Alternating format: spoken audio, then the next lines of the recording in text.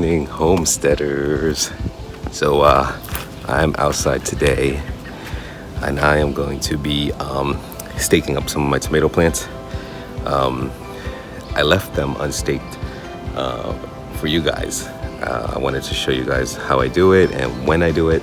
Part of the problem is it's been 95, 98 degrees here for like the past 2 weeks, and I kind of let them go a little longer than they should have gone. So they've got some nice big tomatoes on it, even though I should have staked them up before that.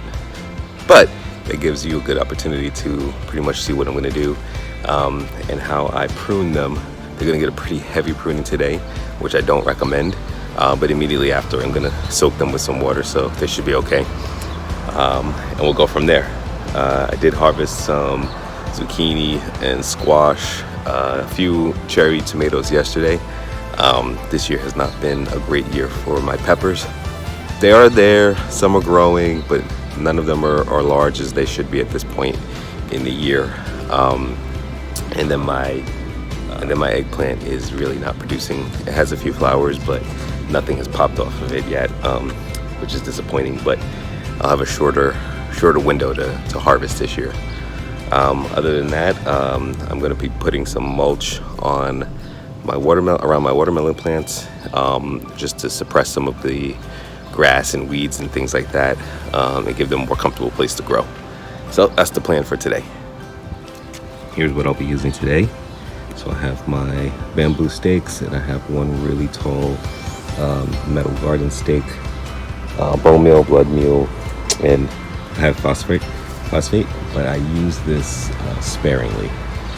So I'll probably put some of it maybe around my tomatoes. I'll put some of this maybe around my peppers to see if that'll initiate a little bit of a jump for them, but very little of it. I have my gardening gloves. I have my flexible tape so I can tie the plants to the stakes. I have my pruners, and then I have little tomato clips around here somewhere that I'm going to grab, and then we'll go from there.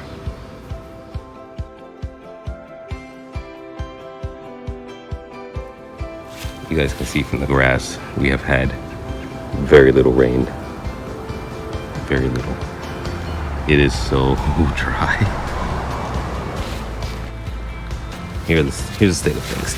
So, as you can see, some of the tomatoes have gone on past the bed into the grass. So we're gonna get these staked up down here in the base, get them clipped onto the stakes, and then prune a lot of the extra growth. And I'll explain why I did not prune all of the extra growth, in case you missed that other video. Okay, so here is the first one, nice and staked up and tall. Pretty much cut off all of the bottom leaves. I pretty much cut off all the bottom leaves to allow a lot of air circulation. Left the top canopy to provide shade for the next batch of tomatoes. Here is the aftermath. And here are all of the tomatoes that were on there. So the reason I cut these off is because we took too long to stake them up. So although these are growing well, they will ripen on the vine in the house. The plant will set new fruit and start the process all over, and it's less stressful for the plant to have to worry about fruit after such a massive pruning. So that's why we decided to cut that off. Alright, and we are done with this bed. So this is one of the main ones. We kind of staked it up from the ground up, cleared out all that brush so we get some nice airflow, and then I can continue to prune the top as this grows. Over here, slightly unique situation. We have 1, 2, 3, 4, and 5 plants that have decided to come into one area. So I put a cage, and then I can train them up the sides of the cage on the outside, leaving airflow inside, and I can prune any branches that kind of get in the way. Say for example, this one will probably end up getting pruned, but for now I can use it to photosynthesize while the plant is in shock. But other than that, this bed is pretty much done.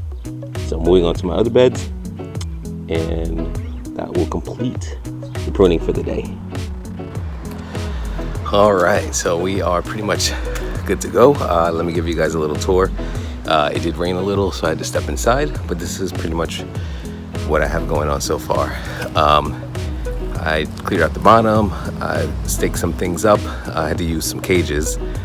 Some things got a little large, so had to use some cages in some instances. But I'll show you what's going on, and I'll show you how I did it. So if it's happening in your garden, you know what I'm doing. All right, so here's bed number one. I did weed a little bit. I cut off the tops of all my onions. This one's not looking so fresh, so I kind of left it. Maybe it wasn't getting enough sunlight there. So in this one bed, I used some bamboo stakes here and there to have these up. I got the leaves off the ground, so I trimmed all of that at the bottom. Some of them were too heavy. I had to take a lot of the tomatoes off. But some of them were good. I can leave those on there. This one, like I said earlier, has multiple tomatoes around it. So I stake them to this tomato cage so they can grow up, and I can prune on the outside. Anything going in, like this one branch here, eventually I will end up cutting it off. I want airflow in the middle. And in my other bed, so I ended up using a cage here and another cage here with the same effect. I have everything kind of tied to the outside, and they'll grow up, and then on the inside it'll be a little more open. So I'll go in and prune a lot of these that are going in and allow airflow.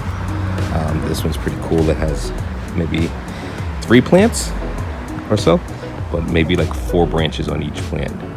So I kind of bunched them together loosely with the garden tape, and then they'll spread out on their own and become their own, they'll fill in their own space, and then I'll be able to just trim in the middle and space them out as I need to.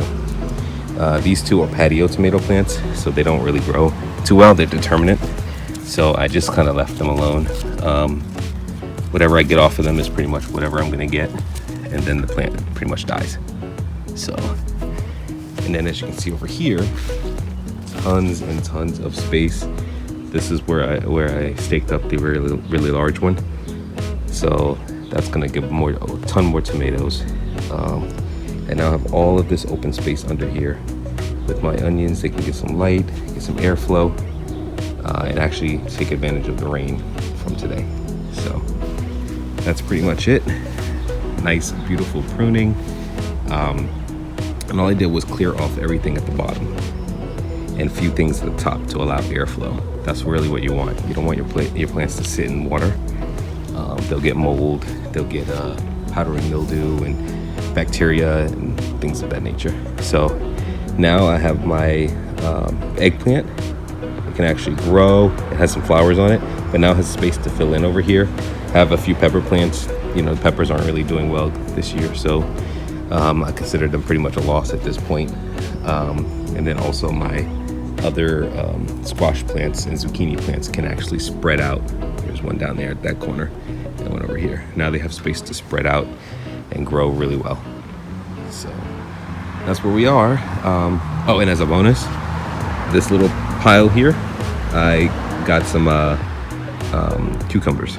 So same method as my other video. You don't want your cucumbers to go to full size. The plant will stop producing. So I harvested these pretty young.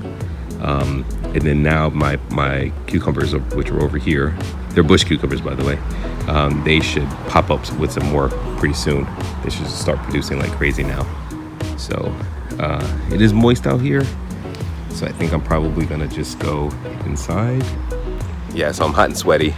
It rained, which is good. We kind of needed rain, but I think I'm just gonna go inside and take a shower and relax for the day, and I will probably try to do my watermelons tomorrow. So thanks for hanging out with me, and remember, if you have a homestead, go ahead and comment down below. Let me know if you have a page. Let me know how things are going with your garden this year, if peppers or tomatoes or anything are doing well versus others. Let me know how it's going for you guys. All right, take care.